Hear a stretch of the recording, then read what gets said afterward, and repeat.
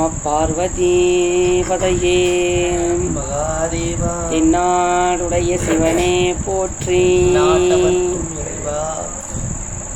தந்தை தாயாவானும் சார்கதீங்காவானும் அண்டமிலா இன்பம் நமக்கு இங்காவானும் எந்தன் உயிர் தானாகுவானும் சரணாகுவானும் அருட்கோணாகுவானும் குரு.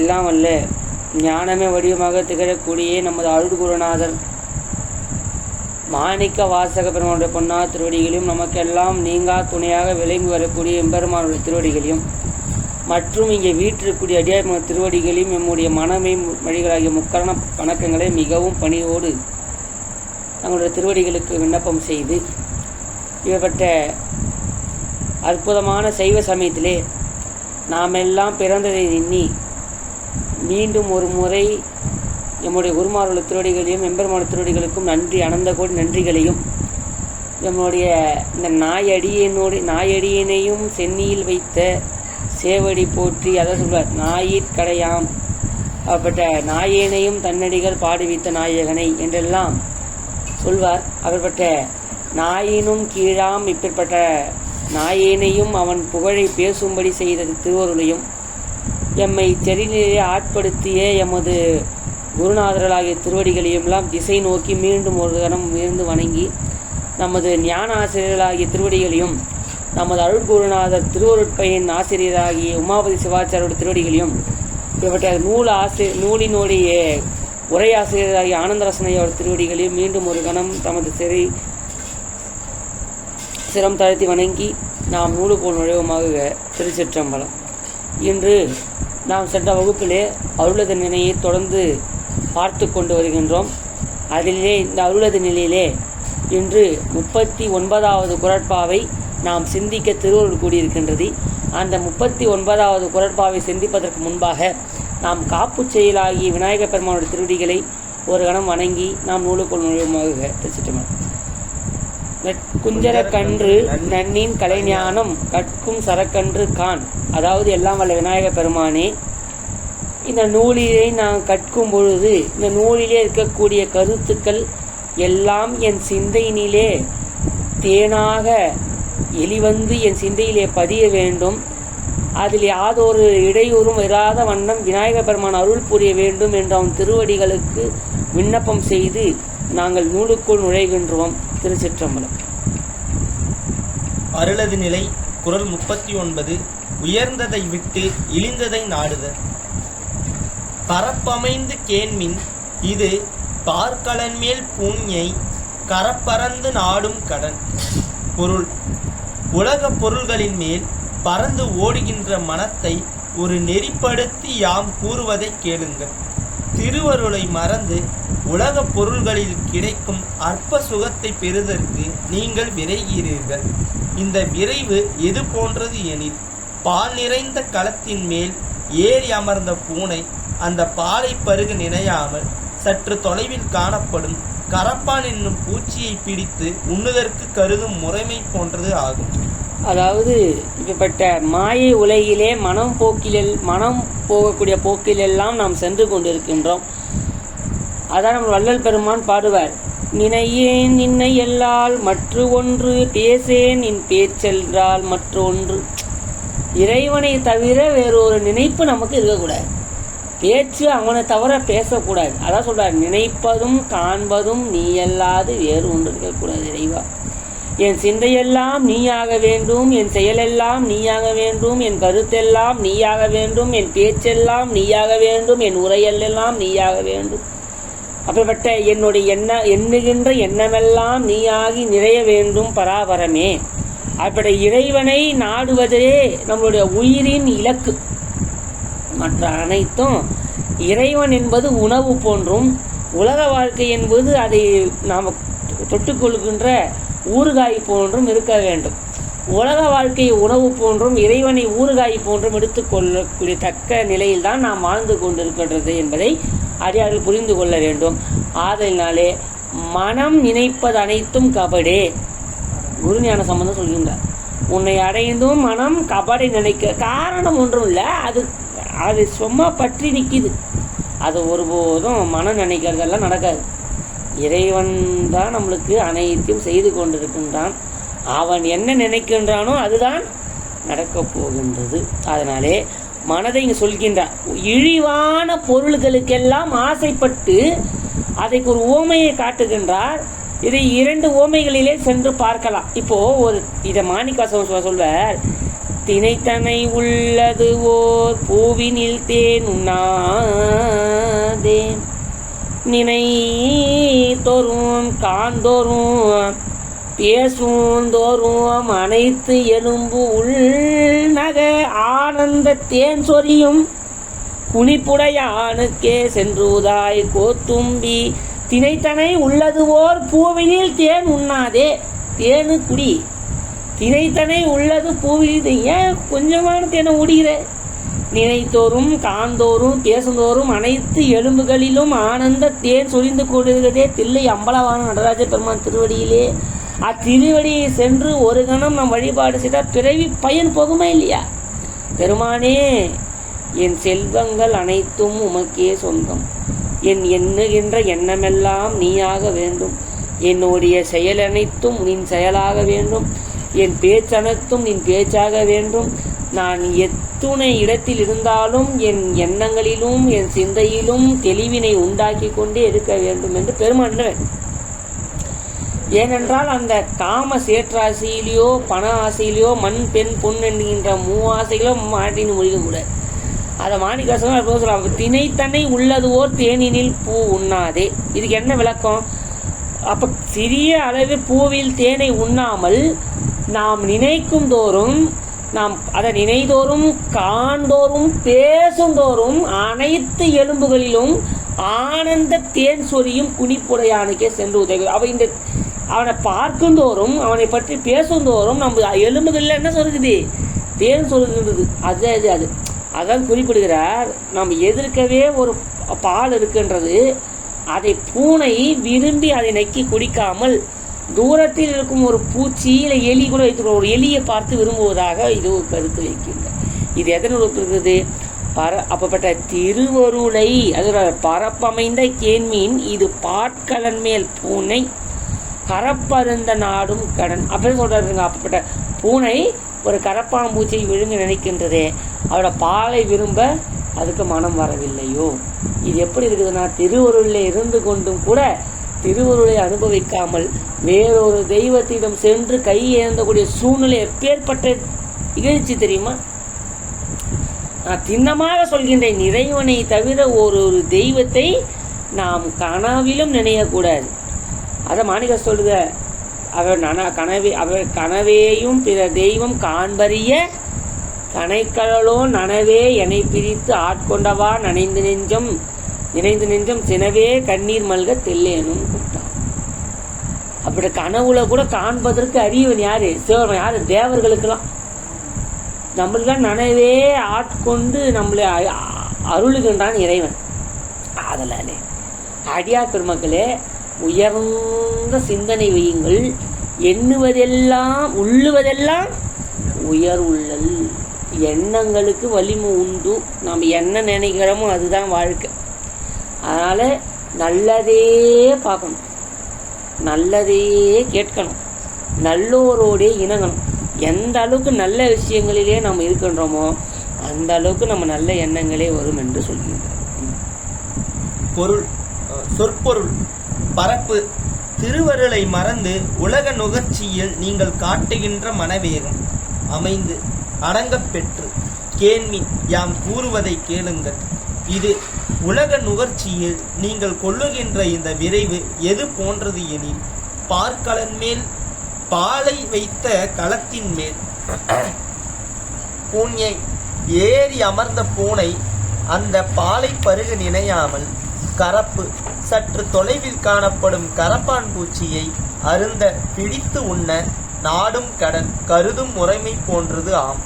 விளக்கம்: பரப்பமைந்து கேள்வி சிற்றூர்களில் பெண்கள் ஊர்ப்புறத்தில் உள்ள கிணற்றுக்கோ குளத்திற்கோ சென்று நீர் எடுத்து வருவார்கள்.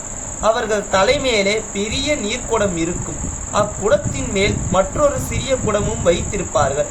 இவை போதா என்று இடுப்பிலும் ஒரு நீர்க்குடத்தை வைத்து கொண்டு வருவார்கள். வரும்போது ஊர்க்கதையெல்லாம் பேசுவார்கள். கையை வீசிக்கொண்டு நடப்பார்கள். அவர்களை பார்த்தால் தலைமேல் உள்ள குடத்தையே மறந்து விட்டவர்களைப் போல தோன்றும். பார்க்கின்ற நமக்குதான் குடம் கீழே விழுந்து விடுமோ என்று கவலை உண்டாகும். அப்படி அவர்கள் பேசிக்கொண்டும் கை வீசி கொண்டும் வந்தாலும் அவர்கள் மனம் நீர்க்குடத்தின் மேலேயே இருக்குமாம். ஆனால் அது நமக்கு தெரியாது. அதுபோல ஞானிகள் உலகத்தில் மற்றவர்களைப் போல உண்டும் உடுத்தும் தொழில் செய்து வாழ்ந்தாலும் அவர்கள் மனம் திருவருளையே பற்றி இருக்கும். இந்த நிலையோடு நமது மனத்தின் நிலையை ஒப்பிட்டு பாருங்கள். நமது மனம் ஓரிடத்தில் நில்லாமல் எங்கெல்லாமோ ஓடி அலைகிறது. பூசனை செய்யும் போது வெளியே ஏதேனும் ஓசை கேட்டால் மனம் அங்கே ஓடுகிறது. கோயிலுக்கு போய் இறைவன் திருமுன் நிற்கும் போது கூட மனம் அக்காட்சியில் ஈடுபடாமல் பற்பலவற்றை எண்ணி அலைப்பாய்கிறது. நமது மன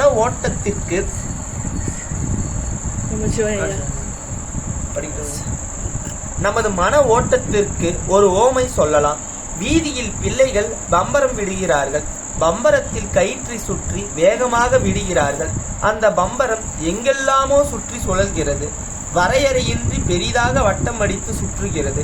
அதுபோல நம் மனமும் எப்போதும் சுற்றி சுழன்று கொண்டே இருக்கிறது.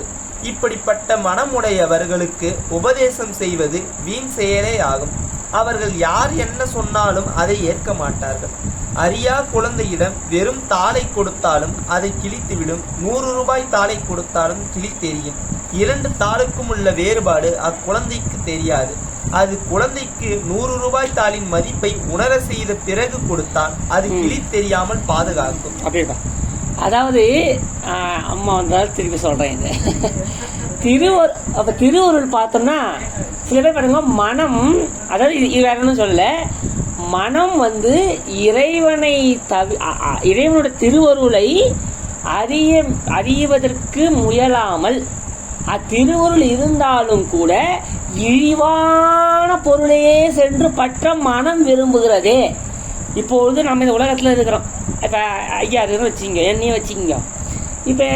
இப்போ நானே இதெல்லாம் படித்து சத்சங்கெல்லாம் செய்தாலும் கூட இதை மூடி வச்சோன்னு எங்கே போகுது? தோசை சாப்பிட்டு உடனே என்ன செய்யுது? நாளைக்கு வேலை, பணம் சம்பாதிக்கணும், அப்படி என்னங்க ஆசைகளுக்கு ஒரு எதோ வரும். மனன்றது எதோ ஒரு லட்ச ரூபாய் கையில் இருந்தால் போதுங்க. இன்னும் என்ன வருது? வண்டி வாங்கலாமா, ஒரு வீடு கட்டலாமா, எதோ என்ன வருதா இல்லையா? பணம் இல்லை, பணம் இல்லாதது யோசிக்க மாட்டோம். பணம் இருந்தால் எதனா யோசிச்சு தானே இருக்குது. அப்போ பாருங்க, அப்போ அது அப்போ திருவருள் இருந்தாலும் கூட திருவருளை நாம் நினையாமல் இழிவான பொருள்களையே சென்று நம் மனம் என்ன செய்யுதுங்கன்னா பற்றுதல் செய்யும். இது திருவருளை சார்வதற்கு அதுக்கு தெரிந்தாலும் கூட இந்த சூழ்நிலை, வினை கோட்பாடு, நம்மளுடைய மனம் இதெல்லாம் அதுக்கு ஒத்துழைக்கவில்லை. அதுக்கு உதாரணமாக தான் ஒரு பூனையை காட்டுகிறார். ஒரு பால் பக்கத்திலே பூனை இருந்தாலும் கூட அந்த பாலினை அந்த பூனை குடிக்க விரும்பாமல் தூரத்திலே இருக்கக்கூடிய கரப்பாம்பூச்சியை விழுங்கக்கூடிய தன்மையில் நாம் இருக்கின்றோம். அப்போ நம்ம இது எப்படியாப்பட்ட நிலையில் நம்ம இருக்கோம், நல்லா சிந்திச்சு பார்த்துக்கணும். அப்போது நம்ம உலக வாழ்க்கையில் நம்ம இருக்கக்கூடிய நம்ம சிவனை செல்வர்களே, அறிவிலே சிவத்தை நினைக்க வேண்டும். நாம் சிவத்தில் அடங்க வேண்டும். நம்ம ஆன்மா சிவத்தோடு கலக்க வேண்டும். இவா ஒரு பதி, நம்ம பசுவாகிய உயிர்கள் பதியை சென்று அடைய வேண்டும்.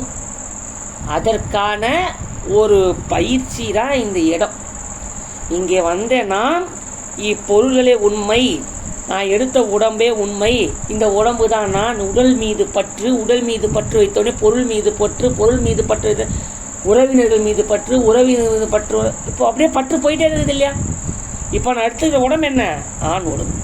இந்த ஆண் உடம்பு எடுத்ததாலே என்ன வருது? பெண் மீது ஒரு இச்சு. அப்போ அங்கே ஒரு பற்று. அப்புறம் அந்த பெண்ணை திருமணம் செய்யுது. அப்புறம் ஒரு குழந்தை பற்று, பொருள். அப்போ குழந்தைங்களுக்கு, மனைவி மக்களுக்கு தான் பொருள் மீது பற்று. பந்தம் இறுங்கி கொண்டே போகின்றோம்.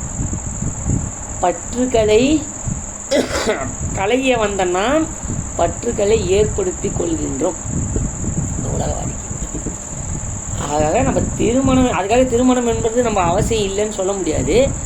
ஆனால் பந்தமும் வீடும் ஆயினார். பந்தமும் இறைவன் தான், வீடும் இறைவன் தான். அந்த இல்லறத்தையும் அவன் தான் நடத்துகிறான், துறவரத்தையும் அவன் தான் செய்கிறான்னு வச்சுக்கோங்க.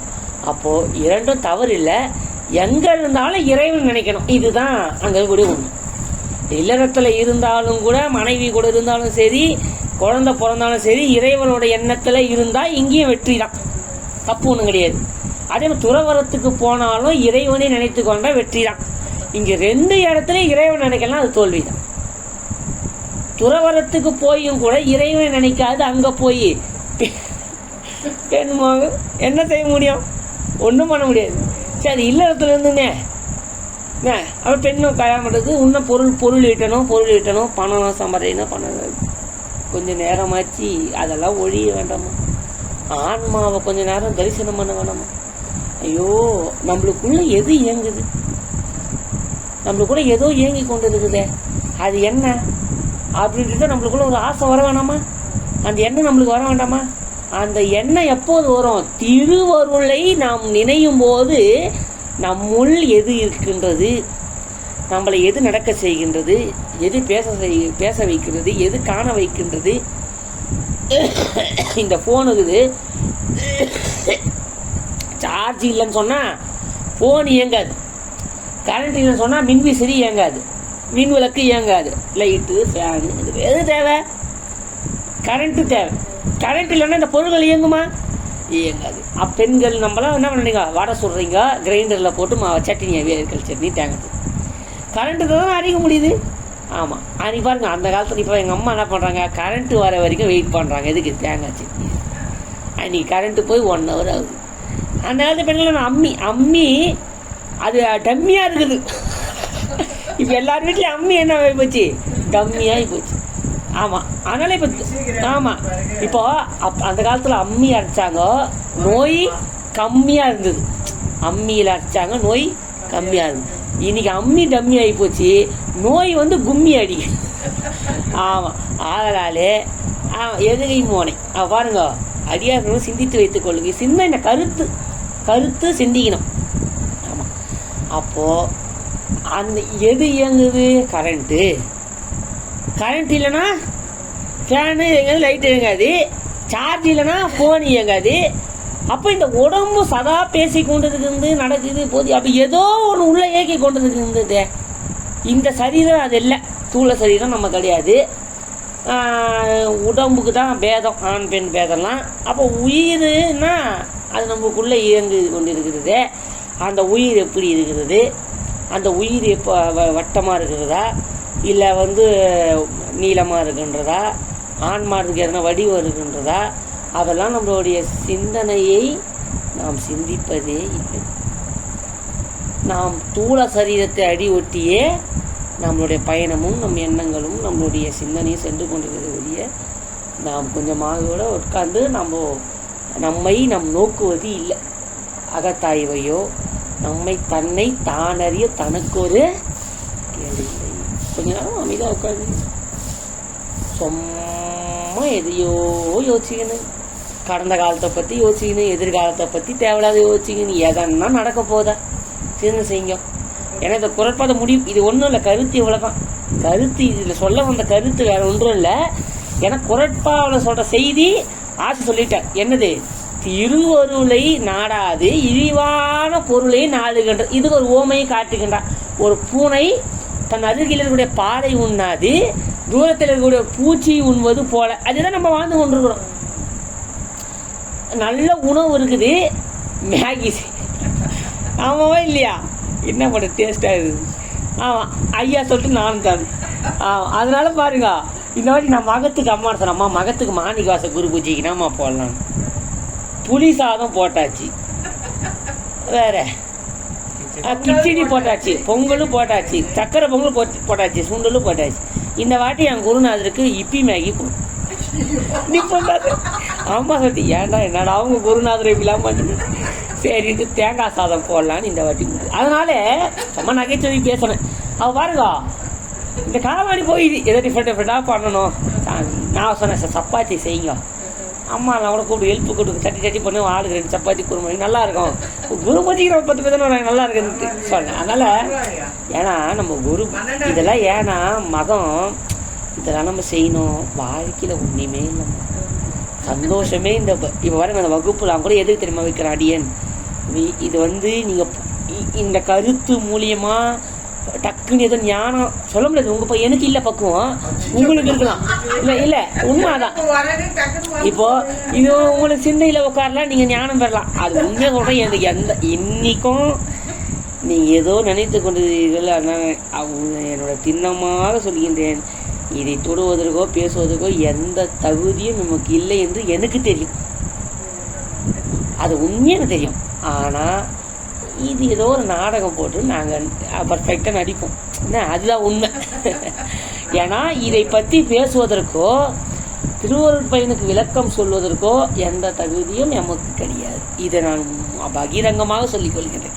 அதே போல சைவ சித்தாந்தத்தை அடியின் உபதேசம் செய்து கொள்கின்றேன் என்றதுக்காக நான் ஏதோ சித்தாந்தத்தில் பெரிய வல்லுநரோ எதுவும் கிடையாது. எதுவும் உங்களை போலதான் நானும் உங்கள் கூட சேர்ந்து இதை நான் பயிலுகின்றேன். இதை உண்மையாக சொல்லுவேன். அதனாலே இது சொல்லக்கூடிய கருத்து இவ்வளவுதான். இது மீறி அடின்னு உங்களுக்கு வாழ்க்கைக்கு பயனுள்ளதாக சொல்லிக்கிட்டேன். அதனால மனம் நினைப்பது கபடு, மனம் நினைத்தது அனைத்தும் நடந்து விடாது. அதனால எதையும் நம்ம நினைக்கிறத நான் கவலைப்படக்கூடாது. அப்ப நம்ம உயர்வான எண்ணங்களை வைத்துக் கொள்ள வேண்டும். அதே போல கடிப்பது. அதுபோல பறந்து ஓடுகின்ற அமைதியற்ற மனம் உபதேசத்தின் அருமையை உணராது அதை தூக்கி எறிந்து விடும். அதான் நான் சொன்னேன், அதை ஏற்க மாட்டார்கள். அதான் நான் சொன்னேன், அரியா குழந்தையிடம். அதாவது மனதை பத்தி சொல்லதான் இப்ப பேசினேன் பாருங்க. அதான் சொல்றது, இப்படிப்பட்ட மனம் உடையவர்களுக்கு உபதேசம் செய்வது வீண் செயலாகும். சில பேர் தீர்க்கமாக தன் மனசுக்குள்ள ஒரு புடி வச்சுருப்பான், நான் இப்படிதான் வாழ போறேன்பா அப்படின்னு. ஊர்ஜிதமாகறவங்களுக்கு உட்கார வச்சு விடிய வேட்கான சொன்னாலும் ஒன்றும் ஏறாது. ஏன்னா அவனுக்குள்ள ஒரு பதில் இருக்குது. இப்போ ஐயா எனக்கு எதுவுமே தெரியல அப்படின்றவங்களுக்கு சொல்லி புரிய வச்சிடலாம். ஆனா தனக்குள்ள ஒரு விடையை வைத்து கொண்டிருப்பவர்களுக்கு நம்ம என்ன சொன்னாலும் அந்த மனம் ஏற்காது. ஆகவே முதலில் மனத்தை ஒருநெறிப்படுத்த வேண்டும். அப்பொழுதுதான் உபதேசத்தின் மதிப்பை உணர்ந்து பயன்படுத்தி கொள்ள முடியும். இது பற்றியே பரப்பமைந்து கேள்வின் என்றார் ஆசிரியர். பார்க்கலன் மேல் பூஞ். இயல்பிலே இன்ப நாட்டமுடைய உயிர் வர உயர்ந்த இன்ப பொருளாகிய இறை பொருளை அல்லவா நாடி அடைய முற்பட வேண்டும். நெல்லிக்கனியும் நிறை இன்னமுதும் போல இனிக்கும் மெய்ப்பொருளை அல்லவா புள்ளி புணர விளைய வேண்டும். அவ்வாறு விளையாமல் அழிதல் மாலையவாகிய உலகப் பொருள்களை அல்லவா பெற்று அனுபவிக்க துடிக்கிறது. ஆணவ மலமாகிய அழுக்கு நீங்கும்படியாக உலக வாழ்க்கை என்னும் ஆற்றில் நீராடி வருக என்று உயிர்களை பணித்தான் இறைவன். ஆனால் உயிர்களோ ஆற்றின் பயனை கொள்ளாமையோடு சேற்றையும் அல்லவா வாரி பூசிக்கொள்கின்றன. ஐம்புல நுகர்ச்சியாகிய சேற்றில் அல்லவா அழிந்து நிற்கின்றன. ஐம்புலன்களினால் தான் நம்மளுக்கு ஆபத்து வருகின்றது. சுவை, ஒளி, ஊறு, ஓசை, நாற்றம் இவற்றின் 5 வகை தெரிவான் கட்டே உலகு. திருவள்ளுவர் பெருமான் சொல்கின்றார். அப்படிப்பட்ட சுவை, ஒளி, ஊறு, ஓசை, நாற்றம் இதை தன்மாத்திரைகள் என்று சைவ சித்தாந்தம் சொல்லும். அப்படிப்பட்ட இந்த சுவை, ஒளி, ஊறு, ஓசை, நாற்றம் என்று சொல்லக்கூடிய இந்த புலன்களினாலே வரக்கூடிய புலன் இன்பத்திற்கு நாம் மயங்கி விடக்கூடாது. கண்ணால பார்த்து இன்பத்தை அப்படியே அனுபவித்தலோ, மூக்கிற்காக செலவெடுத்தலோ, செவிக்காக இன்பத்தை செலவெடுத்தலோ, வாய் இச்சைக்காக இது எதற்கும் நாம் அடிமையாக கூடாது. நான் அனுபவிக்க கூடாது என்பது வேற, அடிமையாக கூடாது என்பது வேற. அனுபவிக்க கூடியது சாப்பிட வேண்டாம் அதெல்லாம் சொல்ல. நான் இது இருந்தால்தான் சாப்பிடுவேன், நான் இது இருந்தால்தான் படுப்பேன், நான் ஏசியில தான் படுப்பேன், கார்ல தான் செல்லுவேன், நான் இப்படிதான் தூங்குவேன், நான் 500 ரூபாய் சட்டை தான் போடுவேன், 1000 ரூபாய் ஜீன்ஸ் பேண்ட் தான் போடுவேன் இப்படின்னு சொன்னா இதுக்கு பேரு தான் என்னது? பட்டுதல். இதுதான் தவறு. இங்க சொல்லக்கூடியது புலன் இன்பம் என்பது முதல்ல அப்படியே ஆன சந்தோஷமா அதை போடக்கூடாது, ஏதோ போடணும் அப்படின்னு. எனக்கு அதாவது இது சில பேருக்கு உயிர்லேயே வந்துடுது. அது இது ஏன் குற்றமும் கிடையாது, யாரையும் நான் குற்றம் சொல்றதுக்கு எனக்கு அது உரிமையும் கிடையாது. ஏன்னா இதுவும் சைவ சித்தாந்தத்தில் இருக்குது. இப்போ நம்ம சொல்லலாம், இப்போ எனக்கு இயல்பாகவே இளம் வயதுல இருந்தே ஒரு துணி மீது எனக்கு ஒரு ஆசை கிடையாது. இயல்பாகவே எனக்கு இல்லைம்மா, அது எங்கள் அப்பாவோட பழக்கமே எங்களுக்கு பரம்பரையோட பழக்கமாக தெரியல. இயல்பாகவே எனக்கு ஒரு துணி போடணும், ஒரு பிறந்தநாளைக்கு சட்டை எடுக்கணும், எனக்கு இயல்பாகவே துணிமணி மேலே ஆசை கிடையாது. இயல்பாகவே நான் செலவு பண்ண மாட்டேன். இயல்பாகவே சின்ன வயசுல இருந்தா வீட்டு செலவு செய்யணும். இயல்பாகவே எனக்கு இந்த சினிமா பார்க்க பிடிக்காது, இயல்பாகவே. அப்ப பாருங்க, இது இயல்புலே இருக்குது. இது என்னது? என் உயிர் குணம்.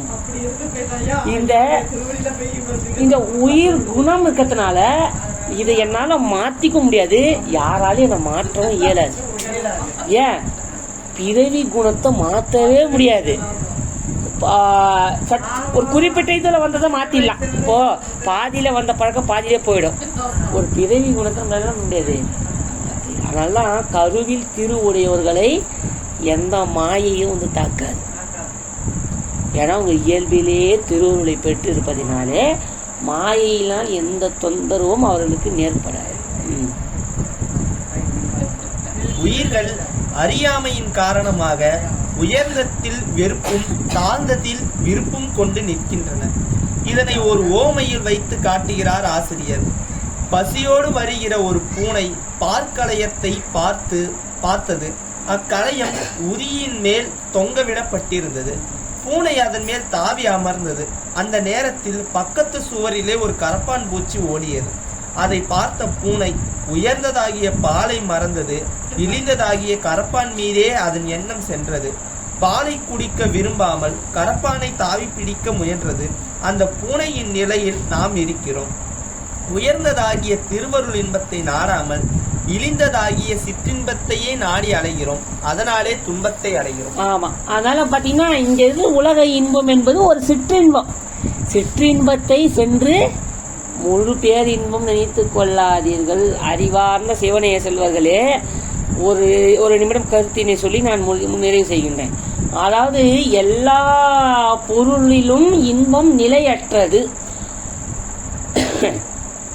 அதாவது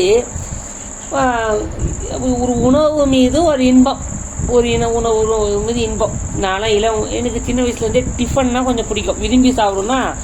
சாப்பாடை காட்டிலும் கொஞ்சம் இந்த மாதிரி சப்பாத்தி பூரிலாம் ரொம்ப பிடிக்கல. அது சின்ன வயசுல ரொம்ப பிடிக்கும். அதாவது ஒரு இட்லி தோசை. ஆமாம், உண்மையிலே எனக்கு அது ஒரு இஷ்டம். அதாவது சாப்பாடு கார குழம்பு சாப்பிடுவோம். இருந்தாலும் அந்த சப்பாத்தி பூரி இந்த சில பேருக்கு அந்த ஸ்வீட்டும் அது ஒரு விருப்பமாக சாப்பிடுவோம். அப்போ அந்த விரும்பி உண்ணும் போது எப்பேற்பட்ட உணவு, சரி ஒரு பூரிக்குதுன்னு வைத்துக்கொள்ளுங்களேன். இப்போ எவ்வளோ அந்த இன்பம் எனக்கு கொடுக்க முடியும்? ஒரு 2 பூரி 3 பூரி சாப்பிட்டேன், 4வது சாப்பிட்டா ஆட்டோமேட்டிக்காக வருது, வெறுப்பு வருதா இல்லையா, சலிப்பு வந்துடுது. சரி, இந்த உலகத்தில் இருக்கக்கூடிய எல்லா இன்பத்தையும் பாருங்க, எல்லா இன்பமும் சரியக்கூடிய இன்பம். இதை ஆழ்ந்து உற்று சிந்தித்தோமையானால் இந்த பாசம் நம்மளை கைவிடும். அப்ப என்ன பண்ணணும்? ஒரு இன்பம் அனுபவிக்கணும் தோணுதா, கவலையே படாதீங்க, கற்பனையிலே அனுபவிக்கும். ஒரு சில இன்பம் நம்ம விடாது, கற்பனையிலே அனுபவிக்கணும். தினைக்கும் ஒரு மாசம் காலம் ஒரு சில இன்பம் உங்களுக்கு தோணிக்கிட்டே இருக்குதா, தினைக்கும் உட்காருங்க, அதே கற்பனையாவே எண்ணுங்க, அதை அப்படியே சாப்பிட்ற மாதிரி எண்ணுங்க, அதை அனுபவிங்க, மழை வருங்க, மழை கற்பனை அணுகும். ஒரு இன்பம் என்ன பண்றோம், விட்டு போயிடும் ஒரு காலகட்டத்தில். அப்ப ஏன் அப்படின்னு சொல்றேன்னா, இங்க இருக்கக்கூடிய அனைத்து இன்பங்களும் சலிப்பினை உண்டு பண்ணக்கூடிய இன்பங்கள்.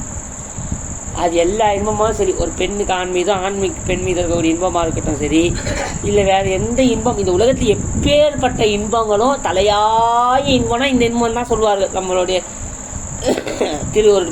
திருக்குறள்ல கூட காமத்து பாறையில். அப்ப ஐம்புல இன்பம்னாலே இந்த இன்பம் தான், பெண்ணுக்கு ஆணும் ஆணுக்கு பெண்ணுக்கு இன்பம். அந்த இன்பம் தான் தலையாய இன்பங்களிலே தலையாய இன்பம்னு அந்த இன்பம் தான். அந்த இன்பம் கூட சலிப்பினை தரும். அப்ப இன்பங்களிலே எந்த இன்பமா இருந்தாலும் சலிப்பினை தருகின்றதே. சலிப்பினை தராத ஒரு இன்பம் இந்த உலகத்தில் இருக்குதா என்று கேட்டால் இருக்கின்றது. அதுதான் இறைவனுடைய பேரின்ப பெருவிழி. அந்த இன்பம் என்னைக்குமே ஆனந்தத்தையே தரக்கூடிய ஒரு இன்பம். அது சொல்றது ஆறா அமுதே அளவு இல்லா. அந்த இன்பத்திற்கு அளவு என்று ஒன்று கிடையாது. அது பேரானந்தம், பேரின்பம். சிற்றின்பத்தே நாடக்கூடிய நாம் பேரின்பத்தை நாட வேண்டும், முயல வேண்டும். இதே இன்பம் நினச்சி இங்கேயே அழிஞ்சுக்கூடாதா, இதே சாப்பாடு நல்ல லட்டு இதே சாப்பிட்டு இங்கே இருக்குதா எப்படி கடை தர முடியும்? ஏசி போட்டு காரில் போங்க, பென்ஸு காரில் போகலாம், புல்லட் ட்ரெயின் எல்லாம் அனுபவித்து கொள்ளலாம். நல்ல வெல்வெட், நல்ல காட்டன் சட்டை போட்டு நல்லா எந்த எல்லாம் அனுபவித்து கொள்ளலாம். இது எதுவும் இன்பம் கிடையாது. வாழும்பொழுதே நிலையாமையை உணர்ந்து நிலையானதை பற்ற வேண்டும். அந்த நிலையானதற்கு உழைக்க வேண்டும். இப்போ நான் இந்த அடியன் போனால் காலிலேருந்து 9 மணி நேரம் உழைத்துட்டு இருக்கோம். இப்போ இருக்கக்கூடிய இந்த 2 மணி நேரம் எனக்கு என்னது அப்படின்னா இது ஆன்மாவுக்கு உழைத்து கொண்டு இருக்கு. இந்த மாதிரி தினைக்கும் ஆன்மாவுக்கு 2 மணி நேரம் நம்ம உயிருக்கு உழைக்கணும். அதுதான் சிவபூஜை. அதோட நம்ம ஆள் போகிறோம். நமச்சிவாய வாழ்க, நாதன் தாழ்வாழ்க, மெய்ப்பொழுதும் இணைந்து நீங்காதான் தாழ்வாழ்க, கோகழியாண்ட குரு மனிதன் தாழ்வாழ்க. சாமி பார்ப்போம். எதுக்கு சாமி?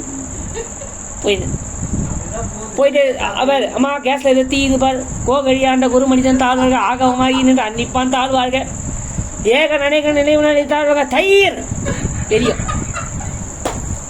தயிர் வேணுமா வேணாமா? கோகழியாண்ட குரு மனிதன் தாழ்வாழ்க, ஆகவமா தயிர் கறந்துக்கிறார் பாரு, வானா சொல்லு இல்லை வேணும் சொல்லு. கோகழியாண்ட குரு மனிதன் தாழ்வாழ்க, கோகழியில நிற்குது, கோகழியாண்ட குரு மனிதன் தாழ்வாழ்க, ஆகவமாக அன்னிப்பான் தாழ்வாழ்க. தண்ணிக்கார் தண்ணி விட்டு கோகழியாண்ட குரு மனிதன் தாழ்வாழ்க, ஆகமாக அன்னிப்பான் தாழ்வாழ்க, ஏகன் அநேகன் ஏகன் அநேகன். இந்த பையன் இன்னைக்கு பேங்க் இருக்குமா இருக்காதா? ஏகன் அநேகன் இறைவன் அடிவாழ்க. வேகம் என்ன பாட்டில் என்ன இல்லை? ஏகன் அநேகன் இறைவனடி வாழ்க, பூ கவரத்துன்னு வா. ஏகன் இறைவனடி வாழ்க, வேகம் கெடுத்தாண்ட வேகம் கெடுத்தாண்ட டைம் ஆகுது, வேகம் கெடுத்தாண்ட டைம் ஆகுது. வேகம் எங்கேருந்து கெடுக்குது? வேலைக்கு டைம் ஆகுது, சீக்கிரம் பிரசாதம் ஆகிட்டா. வேகம் கெடுத்தாண்ட வேந்தனடி வேகம் கெடவே இல்லையப்பா. வேகம் எங்க கெட்டுச்சு? வேகம் கெடுத்தாண்ட வேந்தனடி வெல்க, பிறப்பறுக்கும் பின்னேகம் தன் பெய் கடல்கள் வெல்கும். சாமி நினைப்பாரு, தயவு செஞ்சு ஓடி போடு. அப்போ அதானி பாரு, இது பிறவி அங்கிருந்து உய போகுது. சுவாமி இறைவா, இந்த உள்ளம் உருக வேண்டும். புலனது தீக்கதுப கலங்கி உள்ளம். சுவாமி மாணிக்க சொல்ற மெய்தான் அரும்பி விரீர் விதிர்த்து உன் வீரை யார் கழற்கு என் கைதான் தலை வைத்து கண்ணீர் ததும்பி வெதும்பி உள்ளம் பொய்தான் தவிர்ந்து உன்னை போற்றி சய சய போற்றி என்னும் கைதான் நெகிழவிடேன். கைதான் நெகிழவிடேன். சிவபூஜையிலிருந்து இந்த கை நெகிழ விடக்கூடாது. கைதான் ஐயோ, இந்த கையை எடுத்து போய் மண்ணு உள்ள விட போறானுங்களே. சிந்தித்து பார்க்குறோமா நம்ம? நல்லா கேட்குறான், சிந்திச்சு பாருங்க. கைதான் நெகிழ விடேன் உடையா என்னை கண்டு போய். எதுனா வரப்போதா? இந்த நகை வரப்போதா? அன்னைக்கு ஆத்திரப்பட்டு எல்லாத்தையும் கட்டி உப்புகளை போட்டுறாங்க. எனக்கு என்னவோ டக்குன்னு எண்ணம் வந்துச்சு. அவருங்க கைதான் நெகிழ விடேன் உடையா என்னை கண்டு கொள்ளேன். அப்ப சிந்தித்து பாருங்க, எதுவும் நம்ம கூட வராது. நிலையற்ற ஒரு பொருளோ அது நம்ம எண்ணம் எல்லாம் இருக்கணும், நிலையான ஒண்ணுல இருக்கணும். உயர்வானதை சிந்திக்கும் போது இழிவான ஒரு பொருள் மீது எனக்கு பற்று வர மாட்டேங்குது. தங்கத்தை விட இழிவானவா நம்ம சுவாமி? தங்கத்தை நம்ம போடுறோம், அது ஜட பொருள். ஜட பொருள் நம்மளுக்கு ஏது இன்பத்தை தருவது? தங்கத்துக்கு பெருமையா? தங்கம் நம்ம போட்டதுனால நம்மளுக்கு ஐயோ, அந்த தங்கம் கீழே தானே கிடக்குது. தங்கத்துக்கு எதனா தெரிய போதா? எவன் போட்டாலும் அது ஏற போகுது, யாரு போட்டாலும் மேலே போக போகுது. தங்கத்துக்கு தெரிய போதா? நம்ம சவத்து கழுத்துல இருக்கிறோம், கோடீஸ்வரம் கழுத்துல இருக்கிறோம், யார் இது தங்கத்துக்கு தெரிய போகுது. அதை போடுறாங்க, 3 கலரை கேட்டி விடுறாங்க. யாரு காட்டுது? அறிவுல சிந்திச்சு பாருங்க. இந்த எந்த பொருள் நம்ம கூட போடுறது, இந்த உடம்பை எடுத்துன்னு போய் மண்ணுல வைத்து மூடிட்டு நம்ம வந்துட போகிறாங்க. அதனால் உயிர் எப்போ போக போதோ, இந்த உடம்பு போய் மண்ணில் வச்சுட்டா நம்மளுக்கு யார் கதி இருக்குதா? பணம் நம்ம இவ்வளோ சம்பாதிக்கிறோமே, எதனா நம்மளுக்கு பிரோஜனம் இருக்குதா? புள்ளன்னு அழுகுறோம், பொண்டாட்டின்னு அழுகுறோம், எதனா நம்ம கூட வரப்போதா? ஒரு வாரம் ஆகுதுட்டு கரெக்டாக 12வது நாள் கெடா வெட்டி சாப்பிட்றானுங்களே, நம்மளை யாருன்னா மனசில் வச்சுன்னுங்கிறாங்களா? நினைப்பு ஒழிந்து. அப்போ இதெல்லாம் சிந்தித்தோம் கூட நம்ம இதை சிந்திச்சுக்கிறோம். இப்போ இதை சிந்தித்த மாத்திரம் நம்மளுக்கு ஏதோ ஒன்று உள்ளே வந்த மாதிரி இருக்கணும். அது சும்மா ஏன் உணர்வில் வந்து சதா அதை நினைக்கணும். நிலையாமை எண்ணுவதோடு நிலையானதை செய்யணும். நிலையாமை எண்ணிட்டு எதுவும் நம்ம கூட இருப்பத்தில் இவன் கோடி கோடியாக சேர்த்துருப்பான் பேங்கில், எதுவும் கூடாது. அந்த பணத்தை எடுத்து எங்கே இறங்கினா இறைவனுக்கு செய்யணும். எவ்வளோ கோயில் கட்டாமல் இருக்குது. ஒரு அன்னதானத்துக்கு போய் 500 ரூபா கேட்டால் இல்லை போயிட்டு வாங்க, அந்த லாஸ்ட் இருக்குது 500 ரூபா கொடுக்கணும். கோயிலுக்கு அன்னதானத்துக்கு உதவணும், நல்லதை செய்யணும், நன்மை நல்ல அறத்தை செய்யணும், அறத்தோடு வாழணும். அப்போ அறம் தான் முக்கியம். அப்போ தான் நம்ம பிறை உயிர் சொல்லி நம்ம இதுகாரம் பார்த்து நம்ம நிறைவு செய்கின்றோம். திருச்சிற்றம்பலம்.